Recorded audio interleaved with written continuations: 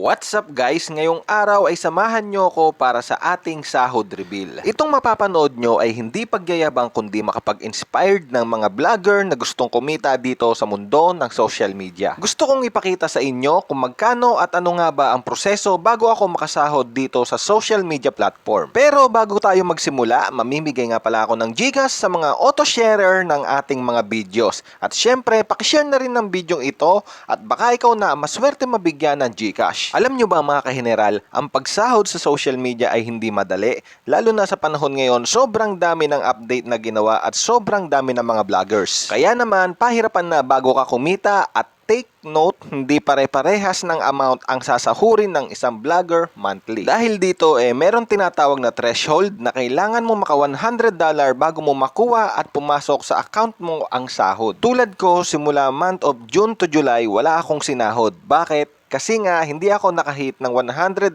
per month. Kaya yung mga kinita ko nung June at July ay naipon at yun ang sinahod ko ngayong August. Hindi naman kasi tayo tulad ng mga active na vloggers, everyday may upload at malakas ang views. Kung gusto mo naman na malaki ang kitain mo sa pagbablog, mag-upload ka lang ng mag-upload araw-araw. Yung halos kahit kaka-upload mo pa lang, nag-e-edit ka na kaagad. At ngayong araw nga ay dumating na sa mail ko ang aking sahod. Oo nga pala mga kaheneral, sa PayPal nga pala napasok ang sahod ko. Dollar siya na dumadating sa akin tapos i-convert ko lang ng peso. Alam nyo ba na hindi naman talaga ganun kalaki ang sinasahod sa pagbablog? Depende din talaga sa mga content creator kung araw-araw sila mag-upload at kung ma-monetize yung videos nila. Naandito na nga pala tayo para mag-withdraw at ipakita sa inyo kung magkano nga ba talaga ang sinahod ko sa pagbablog. Sa ngayon, medyo nagpahinga muna tayo dahil meron akong mga personal na pangangailangan na kailangan pagkagastusan. Tulad na, back to school na ulit ang aking anak kaya namili kami ng mga kailangan niya sa pag-aaral. Baon, ulam at iba pa. Sa tingin mo, malaki na ba yung ganitong sahod? Oo, blessing to pero hindi sapat. Example, maintenance sa motor natin gamit sa pagbablog. Tulad nito, kakapalit pa lang ng gulong ni Uno, 2,000 pesos na kagad yung nagastos ko. Sa harapan pa lang yan. Plus, gasolina, change oil at marami pang iba. Minsan talaga, abonado pa ako pero sanay na ako dahil may bumalik at sa wala, ang mahalaga masaya ka sa ginagawa mo. Itong sahod ko na ito hindi ko naman to in-expect dahil akala ko wala talaga akong sasahurin. Dahil ilan sa mga videos ko na upload ko hindi naman na-monetize kaya blessing pa rin talaga. Alam nyo ba mga kaheneral, pag sinabing vlogger o content creator, malaking responsibilidad ito sa sarili mo. Example, parang karinderiya lang yan na kailangan iba-iba ang putahe na ihahain mo sa mga customers mo. Hindi pwedeng isang ulam lang araw-araw dahil walang kakain sa'yo.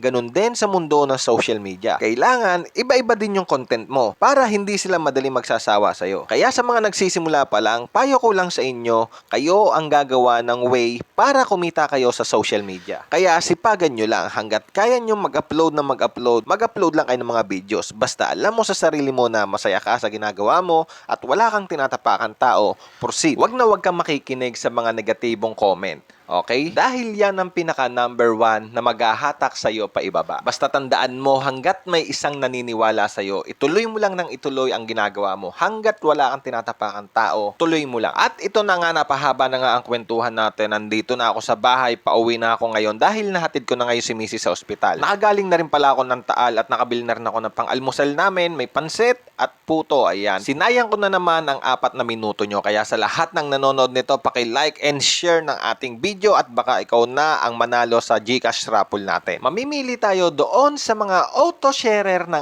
ating mga videos at live. Bilang pasasalamat sa ating mga followers na walang sawang nag-share at nagla-like sa ating mga videos. Kaya sa lahat ng followers ko, maraming salamat sa inyong lahat. Mabuhay kayong lahat. Kita-kits tayo sa ating next video and peace out.